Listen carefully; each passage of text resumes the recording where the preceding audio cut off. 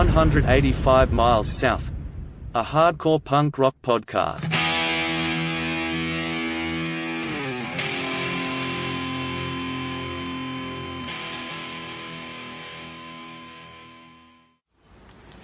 This episode was recorded on April 18th, 2019. Today I got Anthony Herrera, the singer of Take Offense, fucking from young kid to now scene veteran. Been around for, Jesus, Take Offense started in what, 2005, 2004 now?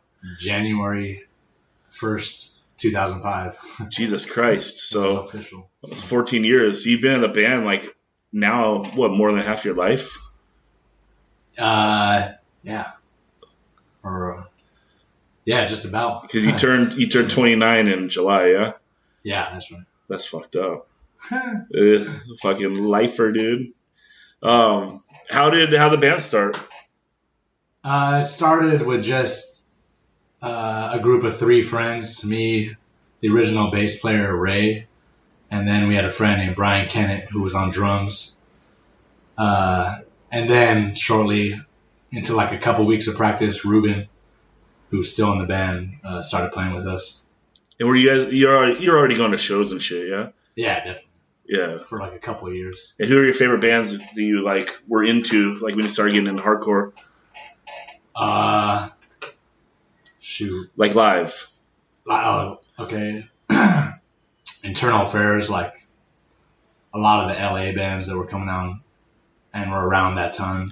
Yeah. Does anyone come into like the Che Cafe or like playing house shows by our house, and then just some early Chula Vista bands? Right. The reason why I ask is because you were, like when you guys started doing your band, it wasn't like, who the fuck are these guys? It's like, it was kind of guys you've seen at shows, like a younger generation of kids showing up. And then like with Take Offense, it's like you're starting to participate by doing a band. You didn't come out of nowhere, right? You were like already in the scene. Yeah, for sure. I've been going to shows. Then the Che Cafe was having a show like every other weekend that was like usually pretty packed out, you know? So I would say a majority of the bands going to Che Cafe then would like, you know, I just, for the most part, liked them, you know, what was going on. Yeah. Just try to pick up records, listen to it thoroughly, and, you know. I was like a sponge, you know? Yeah, because, sure. I mean, you're 14, 15, right? Yeah. You have the benefit of, like, legit good bands coming through. I had heard, like, Over My Dead Body and stuff at that, and I started going to the Che Cafe, like, right after they had broken up. Right when they broke up. Yeah. Yeah, and that's knowing about them, you know? Yeah. Like that was like a kind of a weird time. I was talking on the last podcast with Guzman, just, to me, I would be coming down to San Diego for like 20 years going to shows, and like there was always like a big band that carried it. And I got to assume that before my time, it was like, you know, the Amenities or the Unbrokens, and then it carried over. Like when I started coming down, it was Built to Last, and then like Built to Last, like it went right to like Over That Body. They even like shared members. And then when they broke up, when Over That Body broke up, it was kind of like a little bit of a vacuum, like who's going to step up? And then it was kind of wild because PC stepped up, Yeah. You know, PC Death Squad. And like, it seems to me like they were like kind of an influence on you and all your friends. huge. Yeah. Like for sure. in the riffery, and then also just like get wild. Like, yeah, wild, and like the fun aspect really hit us because, you know, as serious as the music could be, like they made it like, you know, not to take, you don't have to take it so seriously. You know, you like what you do, you like while you're going with all your friends and whatnot, you know, so. Yeah, get wild. Attracted as fuck to it, Yeah, and like, I mean, if you're 15 and you don't feel like the music pulsing through your soul, like, I hate to say it, but you're probably never going to get it, you know? Like, you got to get wild when you're young. Yeah, I know.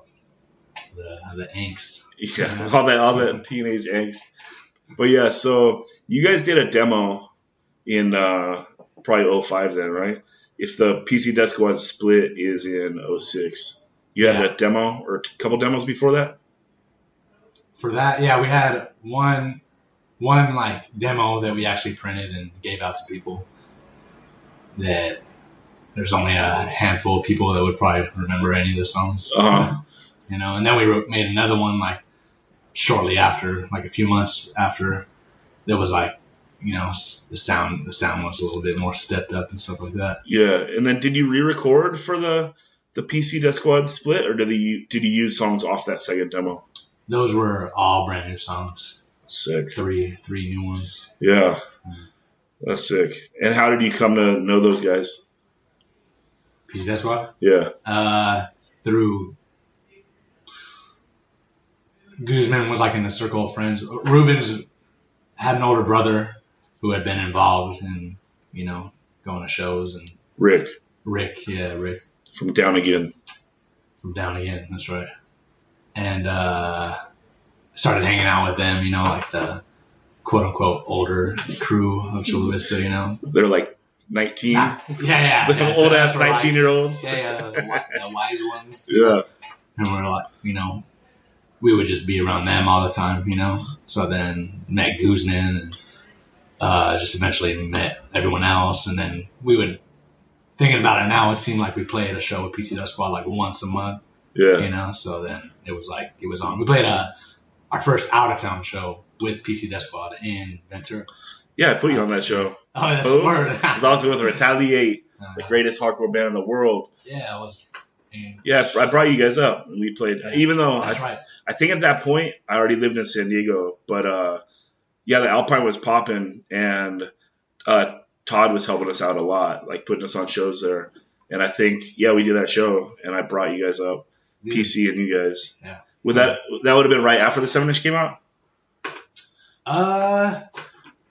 Yeah. It would have. That was in 2007, and we had recorded the songs.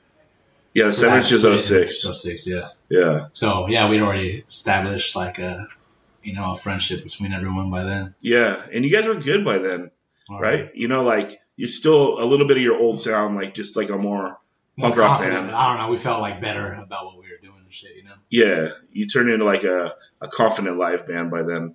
I think would be a way to say it. For sure. You know, so tell me about the song on the split, the hit song "Religious Fucks."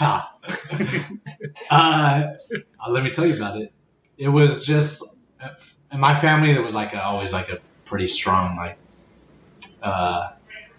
religious, you know, background for my family, and it was kind of like some of the people was really pushed, you know, but I always felt certain things were contradicting, you know, and what's it called? Yeah, I was just kind of mad at people who called themselves religious or talking about God, but then they'd act so out of hand, like you say you believe this and that, you know. I was just confused. I was confused and mad about how people were treating each other. Like, yeah, you're preaching this, but you're doing this. Yeah, you know, that's what the song's about. Yeah, especially like Catholicism, right? You're allowed to do whatever the fuck you want, and then you just say I'm sorry, and it's all good. Yeah. Not that I'm knocking saying I'm sorry. There needs to be a lot more of that in the world. Apologizing is cool, but the idea you can just do whatever and be like forgiven for it is like kind of dumb. Yeah, the whole idea made no sense. Yeah. So fuck it. Those guys are religious fucks. Yeah. Yeah, for sure. Yeah. And there's just spelling was. The spelling was punk. The spelling was punk. I didn't make it punk. Yeah. So in 2008 is like really when Take Offense came into its own. The Peace and Death 7-inch, which is like pretty much all bangers. Your sound had moved a little more into like the crossover or thrashier sound. You wrote songs on there that like you still play to this day, like the Walks of Life song. Yeah. What do you think was the catalyst of moving away from like a more simple, straightforward like hardcore to like a really like riff oriented like crossover type band? It just came with hearing new bands. I mean, like you could clearly hear where we get inspiration from, you know. But we never really thought too hard about it, you know. It was just, it's not like so much a change, like where we had a strategy, what we're gonna do. We just we always just play what we wanted to hear. Yeah, and inevitably, Greg. That's what it was. Yeah, and Greg, your guitarist, is like a bedroom wizard. Yeah. So like normally, like for that 7-inch, I wrote like the meat of it, and then that's where Greg started like taking things more. You know, I would like hand him stuff and be like, "You do what you need to do on this." You know, so we would like really start to work together more on that. Yeah, you wrote most of the music, huh? On that 7-inch. Yeah. And then he jazzed it up, like the riffs and whatnot. Yeah, he just like that's wild. Sprinkled his piece on it. That's sick. That might be like one of the reasons why you're like a better frontman than most, because like, you know, if you think about like the 80s and shit, it's like the singer of the band was like one of the most talented dudes, right? Like, I mean, if you think about like HR or Jello or Henry or fucking Ian or all these dudes, like they're like a ball of talent. And I feel like sometime, like, I don't know, it was in the 90s, like the singer of the band like ended up being like the guy that hung out with the band that like didn't know how to play an instrument. It's like, well, you don't know how to play something, like you just sing, you know? And like in the mid late 90s, there was a bunch of singers that were just like really like whatevs, you know? Like, and then I don't know, but I think maybe like with you playing, you play drums, you're a songwriter, you know, like that's got to add into a little bit of like the talent level coming out as a frontman. Yeah. Yeah, sure. I mean, I wasn't even, when we were getting together to start Take Offense, I kind of just volunteered just because I couldn't think of anyone necessarily who I wanted to front it. So I just did that. At first, I was just playing guitar. I didn't know how to play drums at the time. I just like had a couple of riffs in my bag, and then Ruben then would do some writing too. So at first, it was just me and him writing, and then we got Greg like maybe a year into the band, year and a half or so, and then things changed. You know, took a different route. So yeah, I always had like the perspective of like a guitar player, or I always put myself in the audience to see what I know I would get moved to, you know. So yeah, I always had almost a way different perspective than a singer or something. Yeah, my own head, you know? I think that like what you just said right there of, you know, why you wanted to sing for the band is really honest, because, you know, it's like who your frontman like is going to represent the band. You know, a lot of times like the guitarist is the most important dude in the band, or basically like, you know, whoever holds it together and organizes the stuff. But at the end of the day, the frontman is a frontman, and like you don't want some schlub representing your band if you care about it, right? Yeah. So you're like, I got to do it. Who else but me? Yeah. You know, no doubt. So you guys were already like gaining some popularity then already. It's hard for me to remember like what clubs were going at what time, but I know that you guys did the Peace and Death 7-inch thing. That was the one you guys made the shirts for and shit, right? You did it at Lemon Grove? Yeah, King's Music. Yeah. And that place was ill. Oh yeah, it was the best. Yeah, it was the best. That was like literally the best setup for like a club. It was like perfect setup, and like 100 kids is packed. Mm-hmm. So you think you were drawn then, or was like that all? It was. We felt like it was our territory, you know. Yeah, I mean, it was like you guys, you were like the scene at that point, you know. Like after Over My Body broke up, like a lot of the people of that generation kind of stopped going to shows, and it's like, whoa, who are these like 80 new young kids going to shows all the time? You know, it was like sick. Like you kind of like turned into the life's bloods of the scene, and then by doing a band, like ran with it. And, you know, it's pretty wild that it's gone on this long and you've been like the flag bearers, you know? Mm-hmm. But that show was with like PC and they were probably still drawing. When do you think you like kind of became like a headlining type band down here? Yeah, it's kind of a hard one to say because, well, let's see. Probably around right after Peace and Death came out. Yeah. I started just noticing, you know, we always kind of shot for there was almost like always a guideline, like when we were coming up doing whatever, you know, doing our thing, to where like you need to like win the hometown to be able to do anything else, like don't even waste your time or whatever, you know. Mm-hmm. So I think we always had that in our mind. And then whether or not we thought we were a headliner band, like we take offense, and maybe one or two of our friends put out that record out of our own pocket. So at that point, we had just made the decision, like we're just gonna do what we want, period. Yeah. You know, like run with it. Yeah. No, I mean that's just great. And then a year later, you did the Happiness Under Chains. Yeah, EP or single, the 2 songs. Yeah.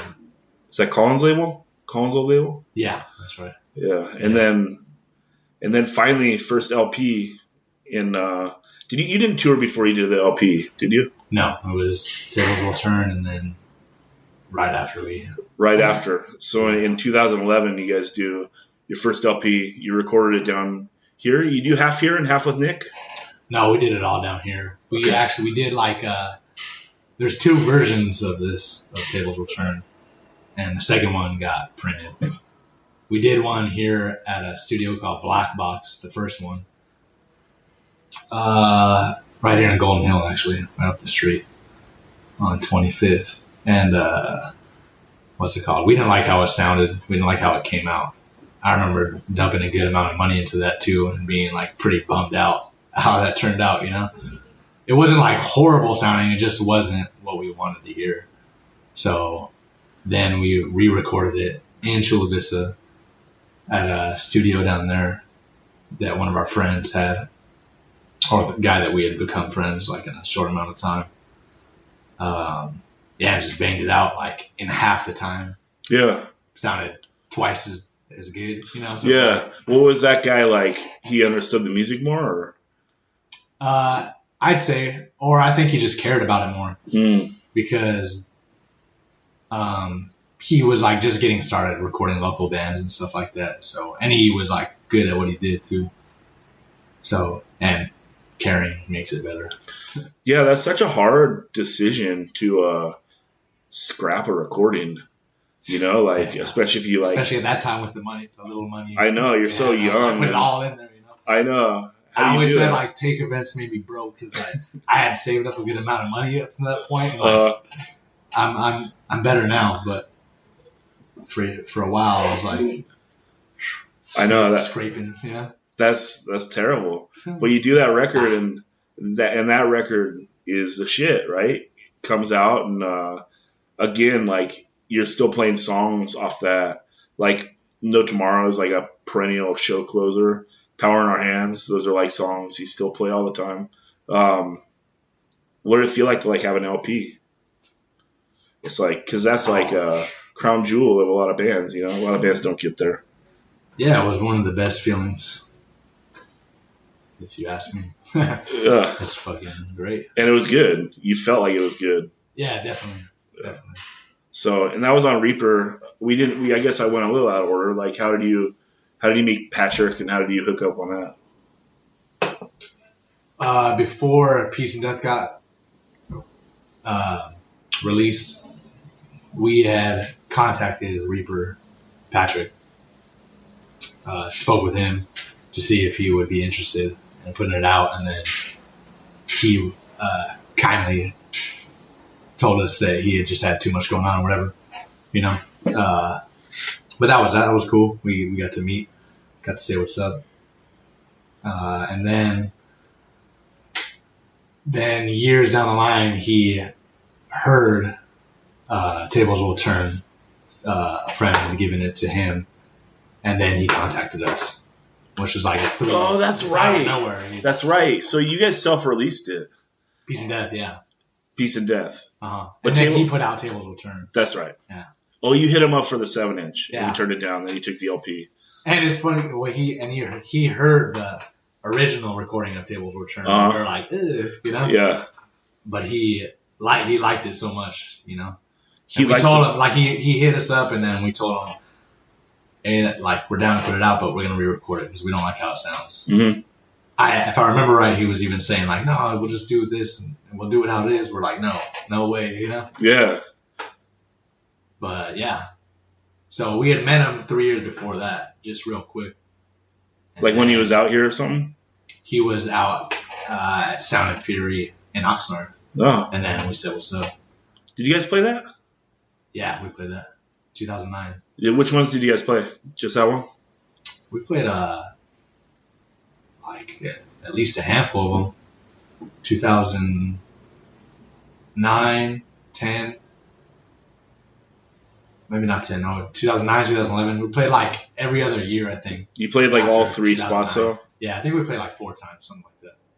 That Nard one was the best, though. Yeah. The Nard one was the best. Yeah, definitely. That was so funny. And the very first one was cool, too.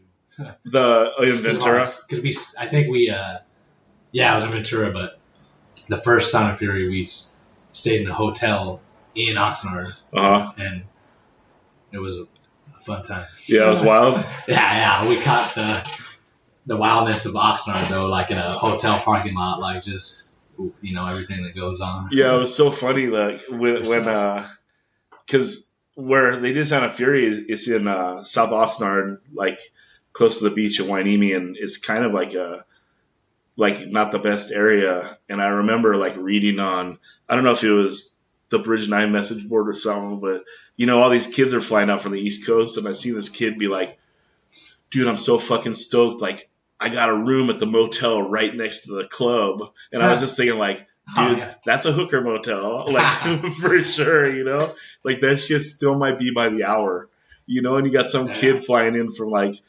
Connecticut, like, I can walk to the show. It's like, dude, you want to stay closer to the freeway, dude.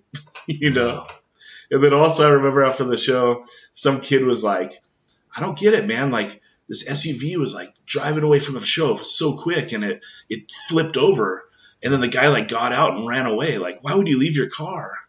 It's like, I don't think he was leaving his car, dude. Yeah. He was leaving it for you. Yeah, leaving it for you, dude, for the car. But yeah, Nard's a shit. And that Sound of Fury was something. Yeah, I watched some guy get stabbed in the face with a rusty nail in who was playing? I forget who, but it was like in the bigger room. Yeah. It was like someone that had just come in off the street, like not really knowing what was happening, and he got like some kid like got pushed into him, or he moshed into him or whatever. Yeah.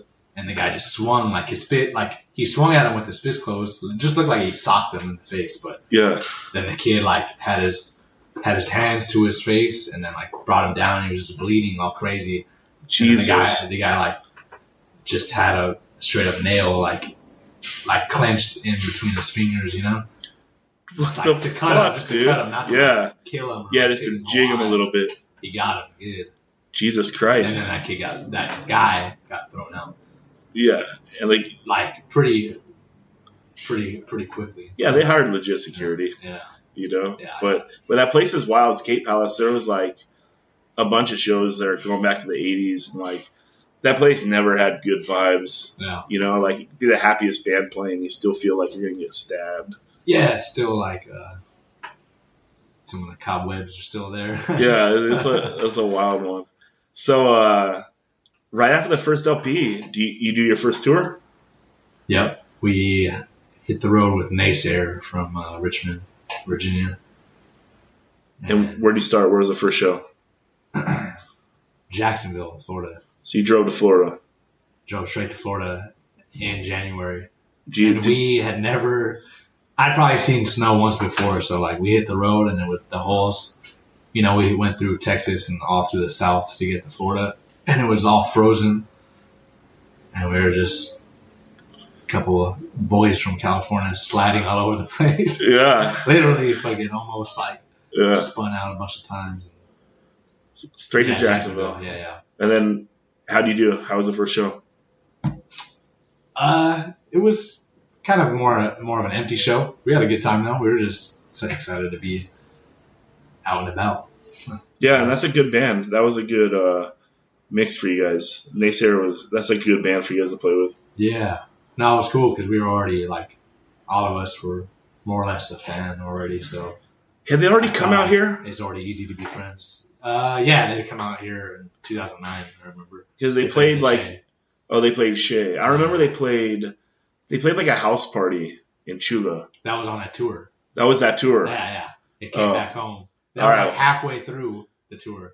All right, we'll get Yeah. we'll get to it then. Yeah. So you started in Jacksonville and you worked your way up the coast? Where did we came? We came back the way we came from Jacksonville. What the fuck? We came back.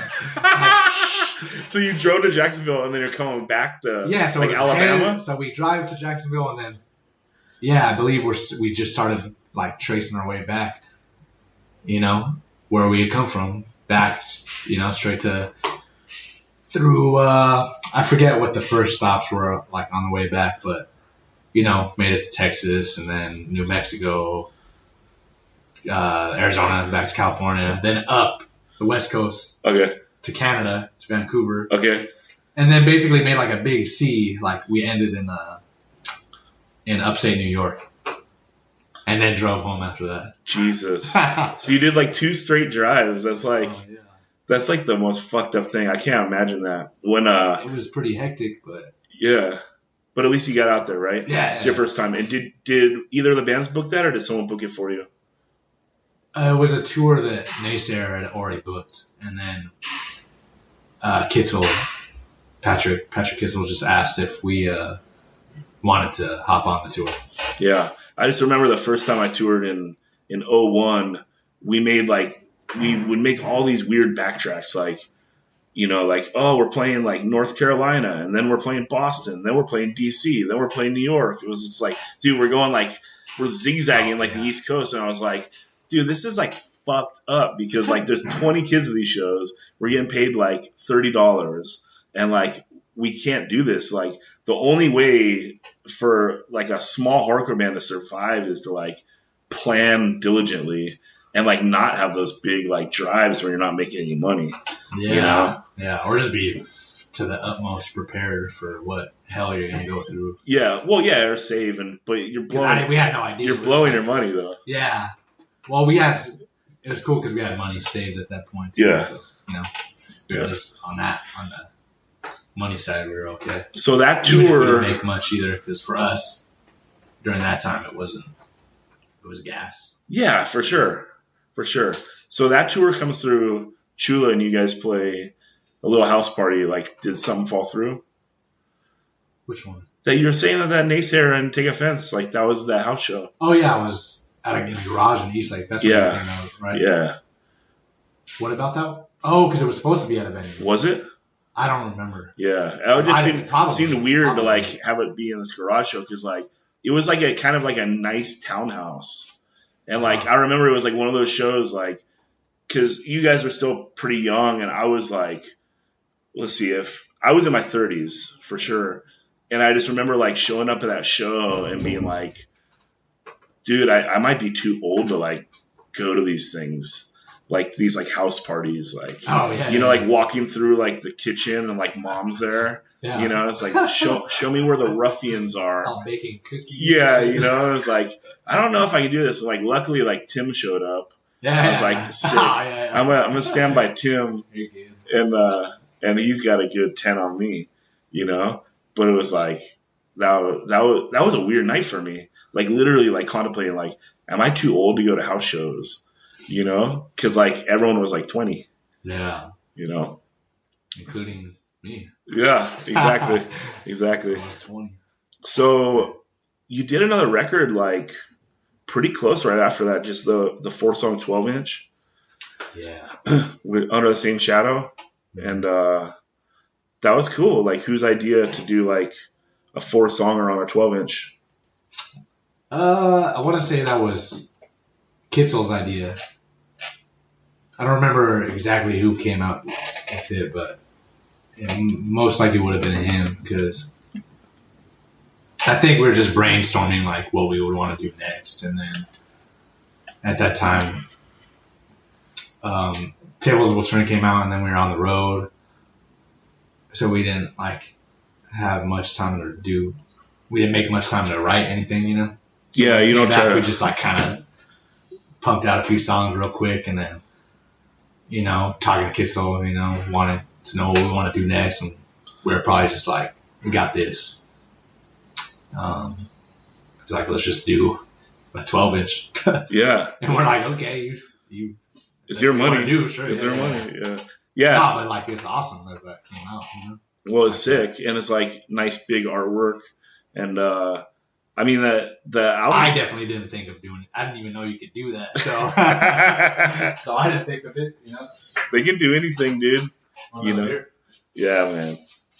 So, but that's not like a thrown together record. Like, again, I think you play all those songs still, no? Like, that's Under the Same Shadow. That's T.O. Zone. Yeah, we'll not all the time, but we'll play any of those songs. Yeah, for sure. It's been a while since we've done like My Sacrifice or something, but we'll do Serving My Time is still in the list, pretty much all the time. And T.O. Zone is like that's a wild song, right? It's kind of like it's a departure, T.O. Zone. Yeah. What do you mean? It's like a slow paced, like kind of like it's just an interesting song. It's not something that like you just think of, like it's kind of like weird off the dome. Yeah, I would agree with that for sure. Yeah, did Greg write it? He wrote that. Yeah. I wish the solo went twice as long. Oh yeah, word. Should just gone for it, dude. Or what if the whole side B of the record was just the solo? Fuck. That'd be dope. I'd be down with it. Yeah, man. So you do a video. Is that your first video? Yeah, for sure. Tell me about that. This guy, Carlo from Germany, taped it, recorded it. We had spoken to him prior, but he was doing like videos for a couple different bands, and it just worked out like right in time for everything. Like the record was coming out, and he was down to do it with the budget we had, and he came down to Chula Vista. We just hit up a bunch of our friends to see who would be down to come hang out or skate. It was like really quick, like. It was on a weekday, so, I was actually surprised at how many people came out to it. But it was an idea that we didn't really have to think too hard about. The place where it was taped at was a place that we would hang out in high school, go skate or not. We would just be there. That's why I kind of enjoy the fact that it actually showed, people weren't moving around necessarily to our music. It was just a place where we went to go, Yeah. and just sit there or skate and just whatever, just be there, Yeah, it was a cool video, a cool representation of who you guys are. And you were confronted with like a decision that most singers are on like that type of video where you're singing like you're obviously like not plugged in, right? Then do you go mic or no mic? And you chose to go mic, and I think that's the way to go. Mm-hmm. The no mic's a little weird.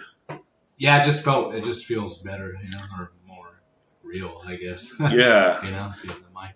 The no mic, I don't know, you're forced to do more shit with your hands than you would normally do. Yeah, and the Pain Talks one, I don't get a mic. You don't got a mic on that one, huh? I'll have to view that one later. How do you feel about that one? I felt all right. Yeah. That's cool. Yeah, as a singer, it's like it's hard being a singer. It's okay. I've done both, and being a guitarist has this like merits because if you play a shitty show, you can just be there and play your guitar, and you kind of get a hype behind your guitar. And a singer, you don't have the opportunity of doing that. Like you need to still try to engage the crowd, and you need to like still go for it, right? But I think you hide behind your like. I feel like I hide behind my mic a little bit. Like I would feel really weird singing without a mic. Yeah. Yeah, I don't know. Maybe at that point when we actually started filming it, because I think it was even like something we thought about, like, should we go get a mic? You know, when we started filming it. But before we even started filming, we like that ditch, which was also another place we used to just hang out, you know, just ride around in the neighborhood. It was just filled with trash and overgrown, and there was like dirt and sand, the tunnel. So we had to like, me and Randy worked for hours cleaning it up. And so by the time we started filming, we were like, let's do this. Yeah. Like, we're just gonna film it and it's gonna come out. Yeah. You know? Yeah. We put so much work into it, we're like, it's just gonna be what it is, you know? For sure. No matter mic or not, you know? Mic or not. So let's see.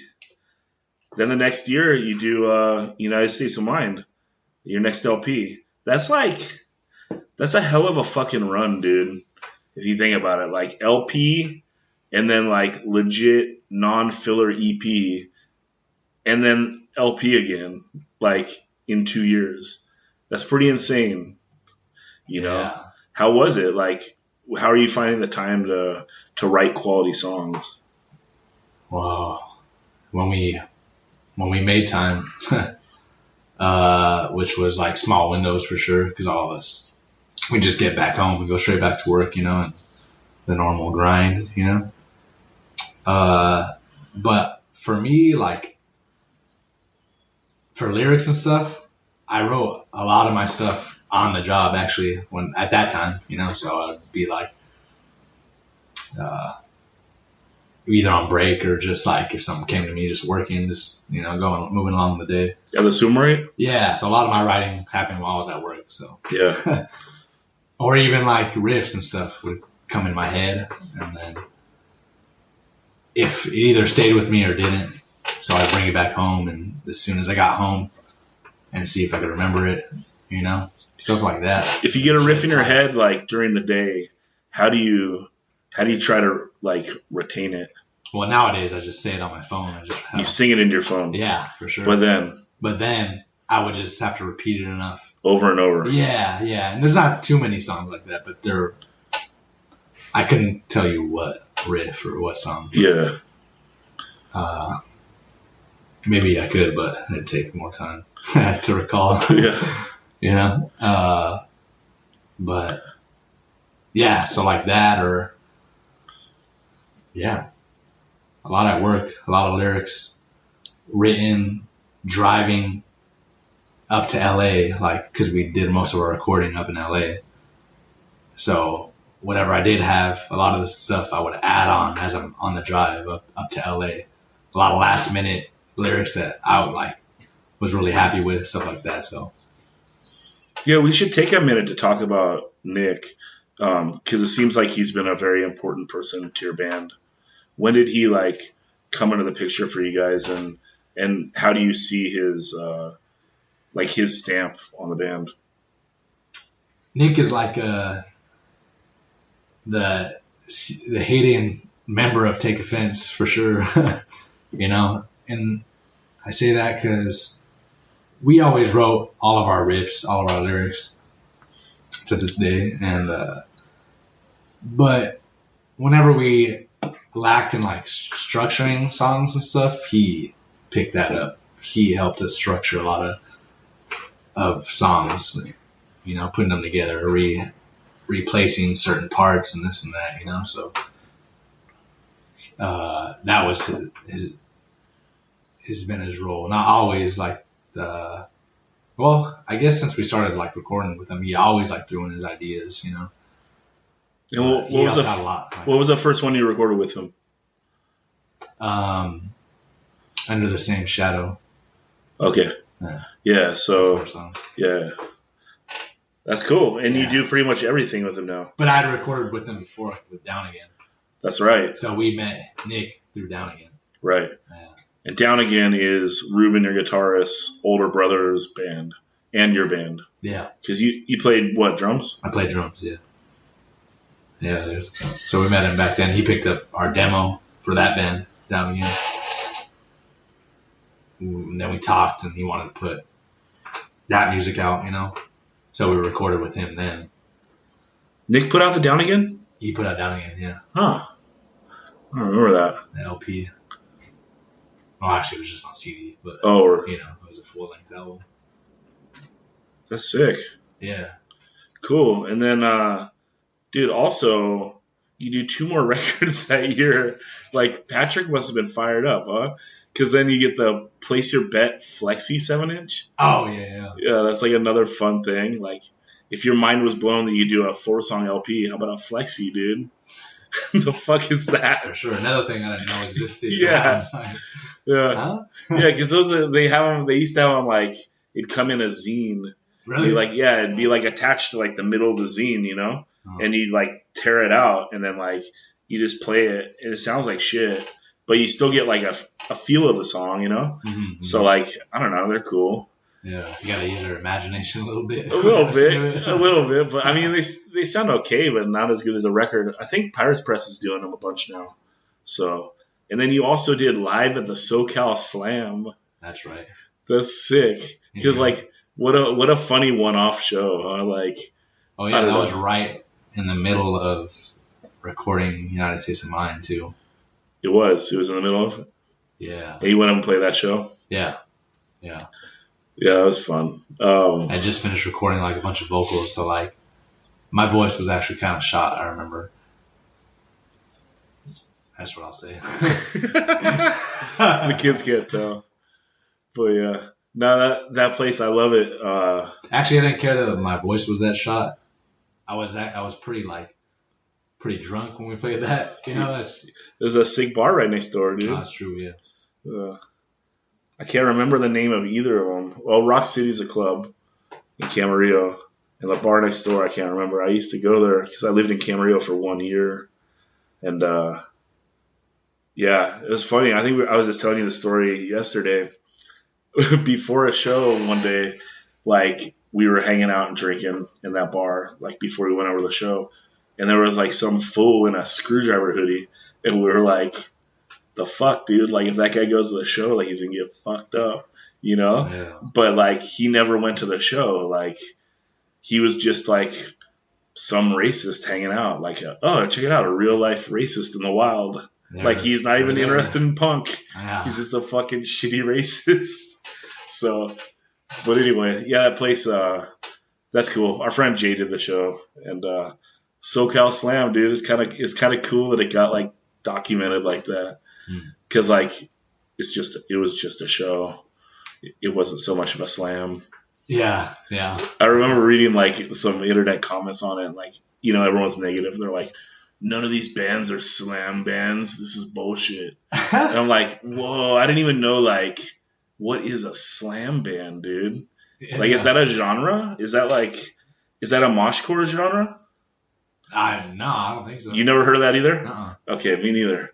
I was like, I think you made it up on the spot. Maybe. Like, I don't know. Yeah. But it was like a bunch of dudes. Like, man, there's no slam bands on here. It's like, it's going to be some Maybe sort you of. just meant like bands you could slam to. You get slammed to fucking take offense, dude. No, What's that sure. motherfucker thinking? Yeah. You get slammed to some retaliate. Yeah, no, that's what I mean. Absolutely. No, but I think that they're it's thinking. The one thing I want. That's right. To do, I know. Watching this. Pick up your fucking feet up. You don't have to knock people's teeth out all the time and shit. Nah, you just gotta slam, dude. Slam shoulders into shoulders, man. But yeah, no, it's probably some like fucking subgenre of death metal we don't know about. Yeah, maybe, yeah. So I need to know about it. I'm gonna Google it as soon as we're done with this, dude. I didn't do the deep dive that time. So after like that prolific 2013. Actually, we should talk about when did you guys go to Europe the first time? 2011. So on spring off the first LP. Yeah. And what your first Europe tour was at? AF? No, it was with Fire and Ice. It was like a similar situation with Naysayer, where it was like set up, and then like, hey, you want to jump on this? Mhm. Like, yeah, Yes, sir. let's go. Yeah. That's cool. And then, so was the second one AF? You got to tour with AF on a bus, and it's pretty sick, dude. It was with Terror, I believe, first, and then with AF, because that was in 2012. The year after that, when the second and third time we went over there. How was that? Gonna see AF every night? Oh, it was beautiful. Is that when you found out the national anthem of Europe? Yeah, for sure. They gotta go is the national anthem of Europe. Oh yeah, loud and proud is how they sing it. It's sick. That's sick. So, yeah, man, like that was like hell of a fucking run, you know, from 11 to 13, like those 2 years. Like, how much could you fucking cram into that? Like, you know. But then after 2013, you guys didn't do much until like you finally did a record again last year. Was that just because you kind of petered out a little bit on the touring? But I still feel like I never felt like Take Offense was not an active band, right? Did you feel like you took a step back? Maybe a little one, but not too much, because we just all had so much going on in our personal lives. You know, as everyone does. We either choose to take care of it or don't. So our focus switched a little bit more to personal stuff than Take Offense so much, but it was never stopped. Actually, the one time I felt the most step back was when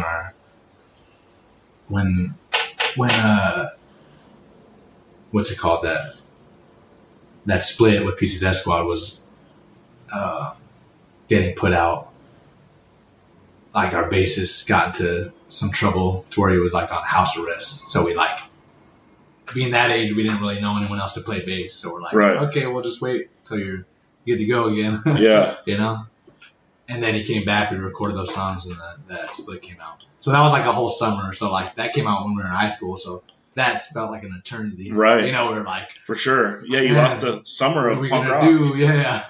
Yeah. So that felt the most like we took a step back. You know, when it comes to doing it now, it's easier to focus on something else for a little bit. Yeah. Yeah, that last 7-inch is wild. The Tensions on High 7-inch came out on Demons Run Amok. If you don't have it, Amok. Yeah.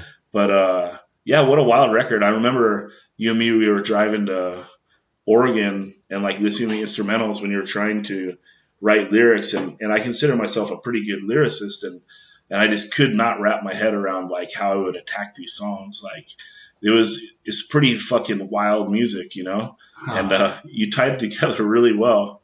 It was really interesting, and those songs are great. Thanks, man.